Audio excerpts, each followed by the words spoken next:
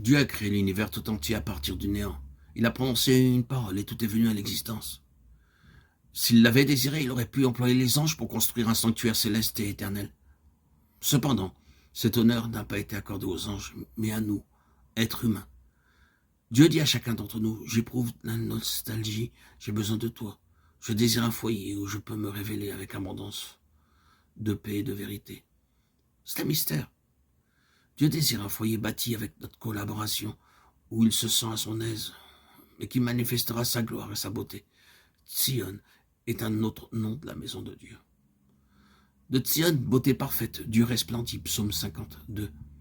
La beauté de Dieu ne peut être vue que par le moyen de Tzion. Le terme église qui figure dans Éphésiens 3, 10 et 21 ne désigne pas une construction terrestre. C'est l'habitation céleste et éternelle de Dieu, laquelle doit contenir la plénitude de Dieu et manifester sa sagesse infiniment variée aux principautés et aux puissances.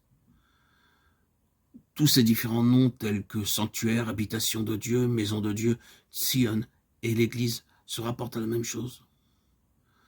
Dieu éprouve la nostalgie car ce qui est dans son cœur ne peut pas être exprimé sans nous.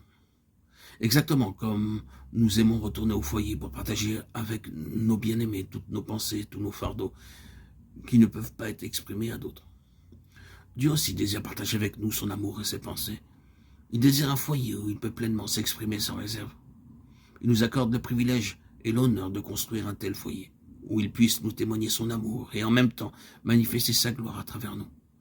Chaque croyant, qu'il soit jeune ou âgé, riche ou pauvre, homme ou femme, lettré ou illettré, intelligent ou insensé, a une part dans la construction du sanctuaire céleste. C'est pourquoi Dieu a besoin de son peuple. Dans Exode 25, nous lisons qu'il était demandé à tous les Israélites d'apporter quelques matériaux que Dieu avait spécifiés en vue de la construction du tabernacle. Les femmes ont également une part importante dans cette construction. Hommes et femmes ont été affectueusement conviés à participer à la construction du tabernacle. Tout ministère et toute contribution ont été également importantes et nécessaires. Ils ont dû reconnaître que le ministère ou le don de chacun était aussi important que celui des autres. En apportant des bijoux, certains ont offert de cette façon de l'or, de l'argent et des pierres précieuses. Des femmes ont filé du poil de chèvre ou d'autres matériaux teints en bleu, en écarlate ou en pourpre. Des hommes ont amené des fils teints en bleu, en écarlate, en pourpre et du fin lin. Tous des matériaux très chers. L'or symbolise la divinité du Seigneur Jésus-Christ. Le bleu nous parle de sa nature céleste. Le pourpre de sa royauté. L'écarlate de son sang expiatoire. Et le fin lin de sa justice. Pour construire quelques parties de l'ouvrage, le matériau employé ne pouvait pas être utilisé tel qu'il était apporté. Chaque femme riche ou pauvre avait le privilège de filer quelque chose pour le tabernacle. Cela ne requérait ni éducation ni diplôme. Dieu nous montre un mystère, à savoir que le ministère des femmes a autant de valeur que l'or et les pierres précieuses apportées par les hommes. À cause de leur service diligent, sage, dévoué et affectueux qui consistait à filer, l'œuvre s'est poursuivie sans encombre. Dieu, en nous sauvant, a un grand dessein en vue. Il a jeté sur nous son dévolu, afin que nous construisions son sanctuaire qui donnera satisfaction à son cœur.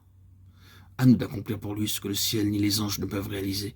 Dieu veut que nous soyons éternellement avec lui. Nous devons venir à la maison de Dieu pour apprendre tous ces mystères. C'est en venant au sanctuaire de Dieu qu'une réponse est donnée à nos questions et une solution à nos problèmes.